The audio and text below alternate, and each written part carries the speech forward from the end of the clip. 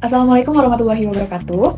Halo semuanya, perkenalkan nama saya Tiara Rahmadini dengan nomor NPM 012300000013. Saya seorang mahasiswi kesehatan masyarakat dengan peminatan K3. Pada kesempatan kali ini, saya akan meresu materi perkuliahan manajemen kebakaran dan ledakan sebagai bagian dari ujian tengah semester saya. Kebakaran bukan sekedar musibah yang terjadi secara kebetulan loh, melainkan sebuah fenomena sains yang bisa kita pelajari, prediksi, dan juga kita cegah. Di video ini, kita akan mengupas tuntas mulai dari bagaimana api terbentuk secara kimiawi, metode pemadamannya, hingga sistem proteksi modern yang wajib ada di dalam bangunan gedung. So, stay tune dan mari kita bahas satu persatu.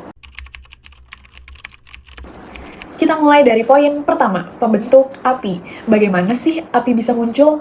Selama bertahun-tahun, kita mengenal konsep segitiga api atau fire triangle. Nah, teori ini menjelaskan bahwa api hanya akan terbentuk jika tiga unsur utama bertemu dalam keseimbangan yang pas.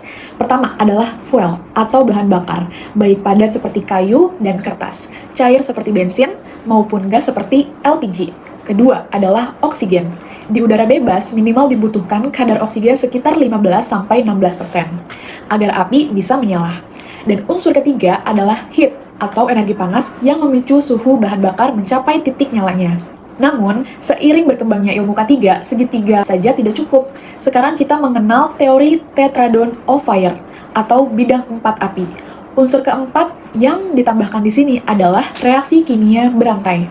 Jadi, saat ketiga unsur tadi bertemu, terjadi reaksi kimia berkelanjutan yang menghasilkan radikal bebas. Radikal inilah yang menyerang molekul di sekitarnya secara berantai, membuat api terus menyala dan membesar selama pasokan bahan bakunya masih ada.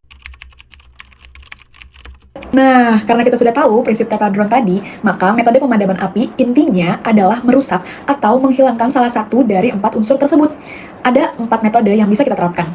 Pertama, cooling atau pendinginan. Ini adalah cara menurunkan suhu bahan bakar di bawah titik nyalanya. Media terbaik dan paling umum adalah air. Kedua, smothering atau penyelimutan. Tujuannya mengisolasi api dari oksigen sampai kadarnya turun di bawah 12%. Kita bisa pakai kain goni basah atau apar jenis CO2 dan juga busa. Ketiga, starvation atau pengurangan bahan bakar.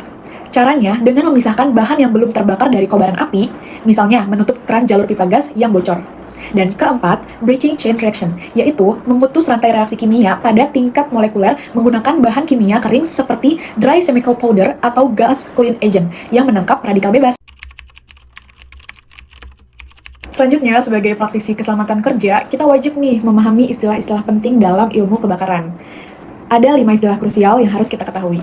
Pertama, flash point atau titik nyala. Suhu terendah di mana cairan menghasilkan uap yang cukup untuk menyala sesaat di udara jika diberi pemicu api luar, lalu padam lagi. Yang kedua, fire point atau titik bakar. Suhu yang sedikit lebih tinggi dari flash point, di mana uap yang dihasilkan sudah cukup untuk membuat api terus menyala minimal selama 5 detik setelah sumber pemicu disingkirkan. Ketiga, auto ignition temperature. Suhu di mana suatu zat bisa menyala sendiri secara spontan, murni karena panas lingkungan, tanpa perlu adanya percikan api dari luar. Yang keempat, flash over. Ini fase transisi yang sangat berbahaya dalam ruangan tertutup, di mana radiasi panas merambat ke langit-langit dan membuat seluruh benda di ruangan tersebut menyala serentak secara instan. Dan kelima, backdraft, yaitu ledakan yang terjadi ketika ruangan yang terbakar hebat kehabisan oksigen, lalu tiba-tiba mendapat pasokan oksigen secara mendadak, misalnya karena petugas membuka pintu atau memecahkan kaca jendela.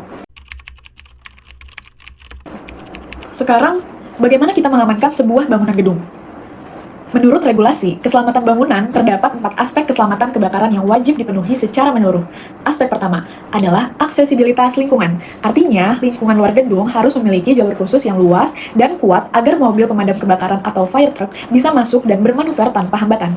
Aspek kedua adalah sarana penyelamatan jiwa atau means of escape. Ini adalah hak dasar penghuni gedung untuk mengevakuasi diri secara mandiri, meliputi tangga darurat tahan api, lampu darurat, petunjuk arah keluar atau exit scene, hingga titik kumpul aman di luar gedung. Aspek ketiga adalah sistem proteksi kebakaran, yang mengombinasikan proteksi aktif seperti alat pemadam dan alarm, serta proteksi pasif berupa penggunaan material bangunan yang tahan api dan pembatasan ruangan atau kompartemenisasi. Dan aspek keempat adalah manajemen sistem proteksi. Alat secanggih apapun tidak akan berguna tanpa adanya kesiapan manusianya, seperti pembentukan tim tanggap darurat lalu pelaksanaan simulasi kebakaran atau fire drill secara berkala, dan pemeliharaan alat secara rutin. Mari kita bedah sistem proteksi aktifnya. Dimulai dari sistem deteksi kebakaran atau fire alarm system. Sistem ini adalah panca indera dari sebuah gedung. Alurnya terdiri dari 3 bagian utama, yaitu input, proses, dan juga output. Pada bagian input terdapat alat detektor otomatis. Ada smoke detector yang sensitif terhadap partikel asap, cocok untuk area perkantoran. Ada heat detector yang mendeteksi kenaikan suhu baik secara mendadak atau rate of rise, maupun saat mencapai suhu mutlak tertentu. Ada juga flame detector untuk mendeteksi radiasi cahaya lidah api di area beresiko tinggi.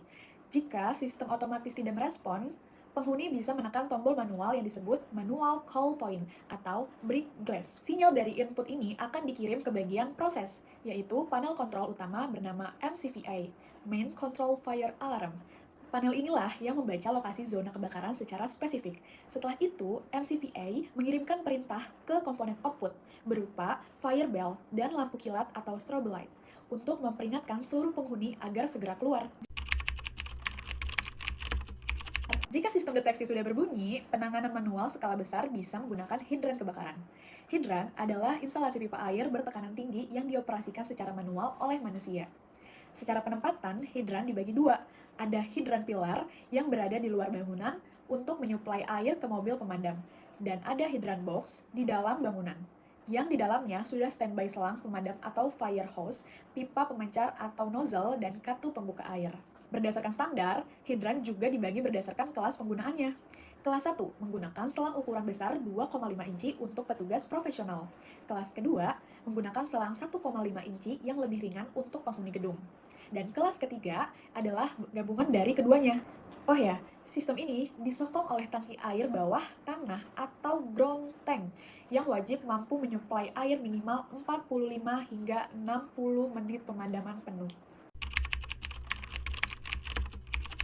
Berbeda dengan hidran yang manual, kita juga punya sprinkler otomatis. Sprinkler ini bekerja mendeteksi sekaligus menyemprotkan air secara mandiri tanpa bantuan manusia tepat di atas titik api. Wow! Rahasianya ada pada glass bulb atau tabung kaca kecil di kepala sprinkler yang mengunci katup air. Di dalam tabung ini ada cairan kimia berwarna. Pada tipe standar berwarna merah, cairan ini akan memuai dan memecahkan kaca saat suhu ruangan mencapai 68 derajat Celcius. Begitu kaca pecah, air bertekanan langsung keluar menabrak reflektor dan memancar membentuk payung untuk memadamkan api secara instan. Nah, seluruh air bertekanan tinggi yang mengalir ke hidran dan sprinkler ini dipasok oleh komponen terakhir, yaitu pompa kebakaran atau fire pump, yang berada di ruang pompa gedung untuk menjamin keandalan sistem. Ini wajib. Ada 3 jenis pompa yang bekerja secara bergantian. Pertama, jockey pump. Pompa kecil yang fungsinya menjaga tekanan air di dalam pipa tetap stabil saat kondisi normal atau statis dari kebocoran kecil. Kedua, main electric pump.